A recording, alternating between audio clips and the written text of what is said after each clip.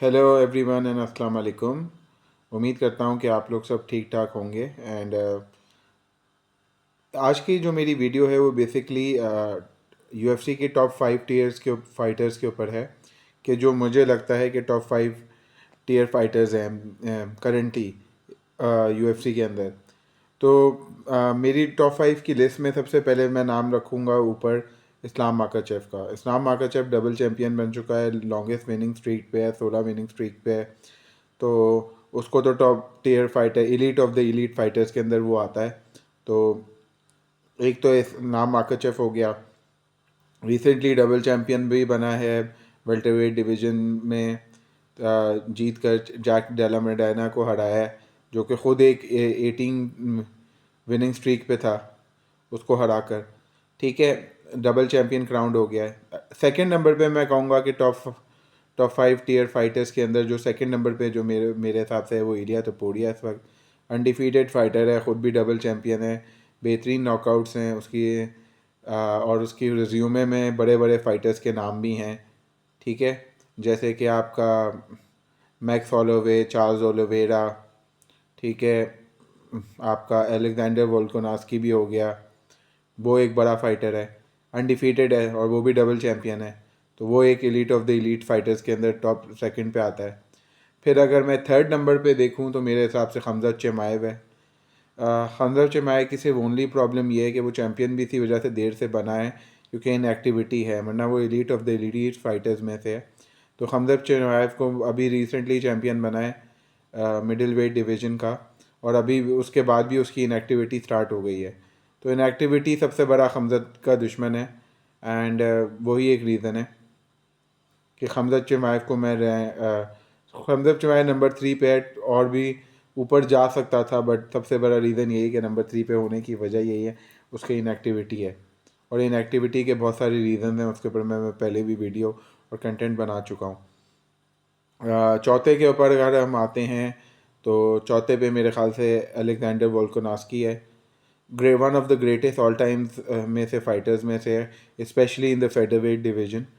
तो और recently second time featherweight champion बना है। और जो कि बहुत मुश्किल लग रहा था कि वो बनेगा, क्योंकि ख़ास तौर पे जो उसकी बैक टू बैक लॉसेस हुई थी बड़े फाइटर से, वो भी elite of the elite fighters के साथ अगेंस्ट ही उसकी फाइट है। जो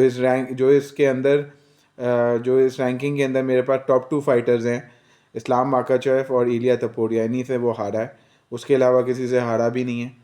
ठीक है, तो आई थिंक वो वोट हमेशा टॉप 5 में रहेगा। अभी अभी तो फिलहाल स्पेशली टॉप 5 में elite of the elite fighters के अंदर रहेगा। पाँचवें पे मैं बोलूँगा एलेक्स परेरा। एलेक्स परेरा भी elite of the elite fighter से ही हारा है अपने कैरियर में, और उसके बाद भी उसने कमबैक ही किया है।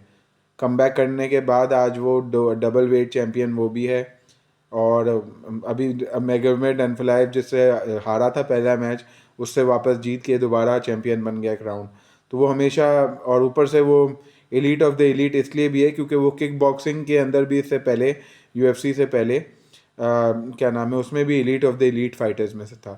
तो वो ये मेरे ख्याल से टॉप 5 फाइटर्स हैं जो एलीट ऑफ द एलीट रहेंगे, हैं अभी करंटली हैं। एंड आगे फ्यूचर का पता नहीं, बट अभी इस वक्त करंटली मेरे हिसाब से ये टॉप 5 भी हैं।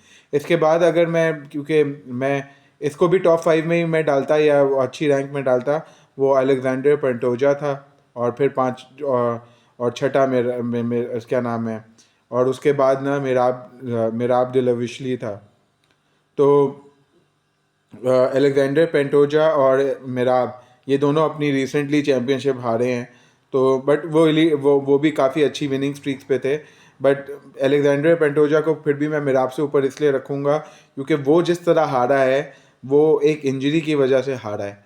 ठीक है, नॉट बिकॉज कि वो किसी से पिट के या कंपेटिटिव फाइट हार के हुआ है। वो कॉम्पिटिटिव फाइट भी नहीं थी, इंजरी हुई उसकी वजह से वो हारा है। वो उसको आप एक रिकॉर्ड बुक्स में तो लॉस बोलेंगे, बट मेरे हिसाब से वो लॉस नहीं है। वो भी elite of the elite fighters में से एक था। मिराब तो हैंड्स डाउन पीटर यान से बुरी तरीके से हारा है। बुरी तरीके से नहीं, बहुत अच्छी फाइट थी, बट हारा है हैंड्स डाउन। तो ही वो भी उस कैटेगरी में जाता है।